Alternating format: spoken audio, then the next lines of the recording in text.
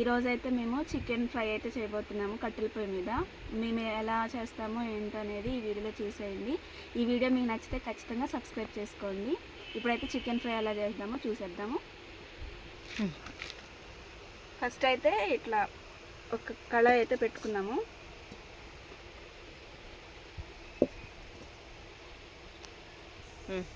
ఇదైతే హీట్ అయిందండి. ఇప్పుడు దీంట్లో మనం కొంచెం ఆయిల్ వేసుకున్నాము.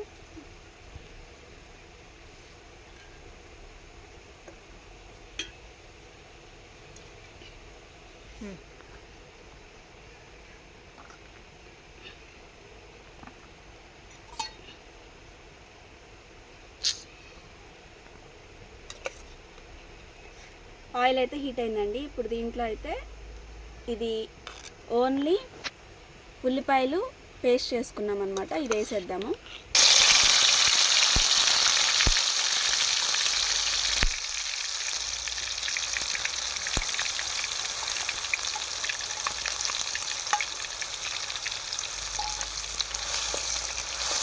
ఇదైతే బ్రౌన్ కలర్ కొంచెం గోల్డెన్ కలర్ వచ్చేంత వరకు కూడా మనం ఫ్రై చేసుకున్నాము. మూత పెట్టేసుకున్నాము. ఒకసారి చూసుకున్నామండి.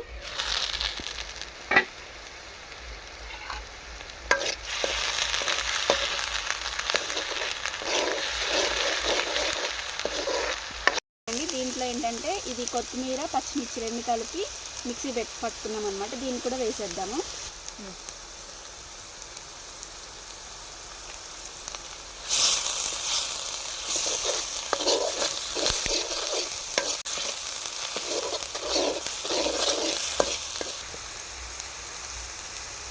ఇది కొంచెం వేగడానికి అయితే ఒక స్పూన్ అయితే సాల్ట్ వేస్తున్నాను. మళ్ళీ తర్వాత మనం వేసుకోవచ్చు.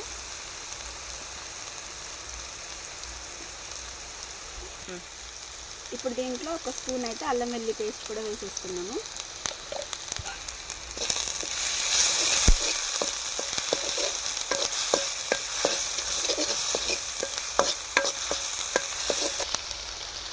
కొంచెం ఫ్రై అయింది కదా, దీంట్లో అయితే మనం కొంచెం పసుపు వేసుకున్నాము. అంతా చూసినట్టు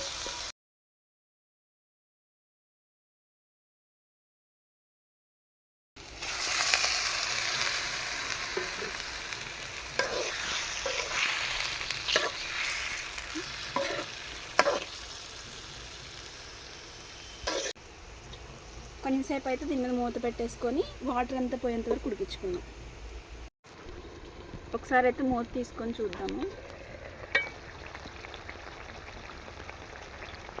ఇందులో మీరు కావాలంటే టమాటా పేస్ట్ యాడ్ చేసుకోవచ్చు, లేదంటే అవసరం లేదు. మేమైతే కొంచెం పులుపు ఇష్టపడతాం కాబట్టి ఫ్రైలో కూడా కొంచెం ఒక్క టమాటా తీసుకొని ఇలా మిక్సీ పట్టుకొని అయితే వేసుకుంటున్నాను.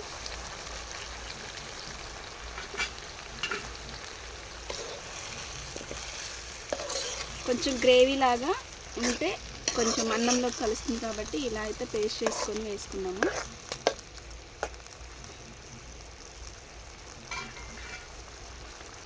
ఇందులోనే ఒక 2 స్పూన్ల కారం, అంటే మీరు ఎంత కారం తినగలిగితే అంత వేసుకోండి. ఇదైతే 2 స్పూన్ల కారం. ఆల్రెడీ మనం పచ్చిమిర్చి పేస్ట్ వేసాం కాబట్టి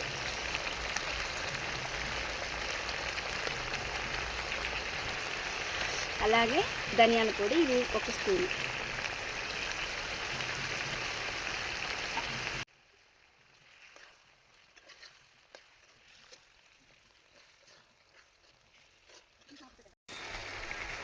ఇది కొంచెం దగ్గర పడుతుంది కదండి. ఒకసారి ఇందాక మనం 1 స్పూన్ సాల్ట్ అయితే వేసుకున్నాం. ఇప్పుడు ఇంకొంచెం వేసుకున్నాము. తర్వాత సరిపోతే మళ్ళీ వేసుకోవచ్చు.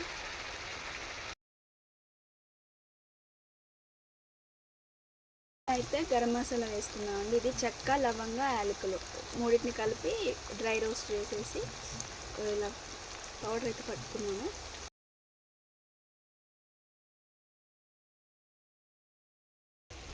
ఇప్పుడైతే దీంట్లో పైన కొత్తిమీర అయితే జల్లేసుకొని దింపేసుకున్నామండి.